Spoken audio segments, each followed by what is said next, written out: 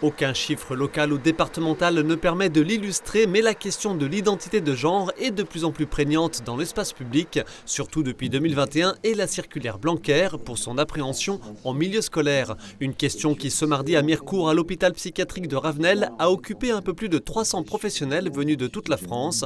Et la première approche de la question de la transidentité porte d'ailleurs sur l'extérieur. La société est extrêmement binaire, extrêmement normée, et donc du coup, notre corps, notre vision du genre ne rentre pas dans cette normalité.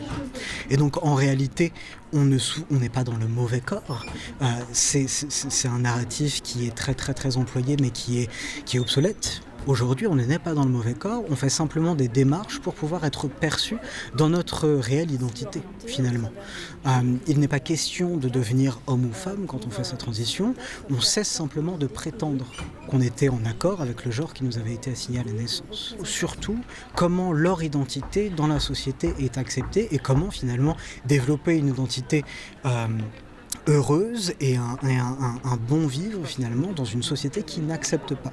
Un cheminement qui passe ensuite par des outils de résilience et de santé mentale dont les personnes trans doivent se saisir. Chez l'adulte, on est sur l'autodétermination, c'est-à-dire que l'adulte va rencontrer les médecins qu'il pense nécessaires pour aller bien, et parfois il a besoin de rencontrer un psychiatre qui va l'aider à mettre des mots sur ce qu'il ressent et l'accompagner dans les transformations à venir. Chez l'enfant et l'adolescent, bien effectivement, il va falloir accompagner les parents, voir comment ils se représentent ce que l'enfant et l'adolescent est en train de vivre, et on va effectivement aider l'enfant et l'adolescent à mettre des mots sur ce qu'il ressent, aller au plus près de ce qu'il pense, de ce qu'il est, pour l'aider à avancer. Et parfois, effectivement, il y aura la possibilité d'accès à des traitements hormonaux beaucoup plus rarement chirurgicaux, qu'on réserve plutôt à l'adulte, pour arriver à trouver un équilibre avec son corps. En ce qui concerne les enfants et les adolescents, poser le bon diagnostic s'avère pour l'heure toujours une difficulté. Beaucoup ont encore trop souvent peu ou pas du tout conscience de ce mal-être dû à la transidentité.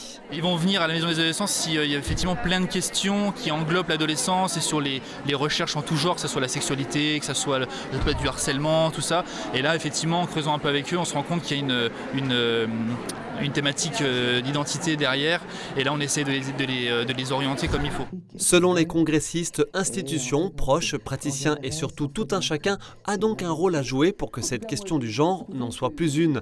Au centre psychiatrique de Ravenel, le cycle d'accueil de conférences est enfin revenu à un rythme normal. 2 autres thématiques seront abordées cette année. Fin mai, début juin, les interdits et les tabous. En novembre, il sera question des psychoses émergentes.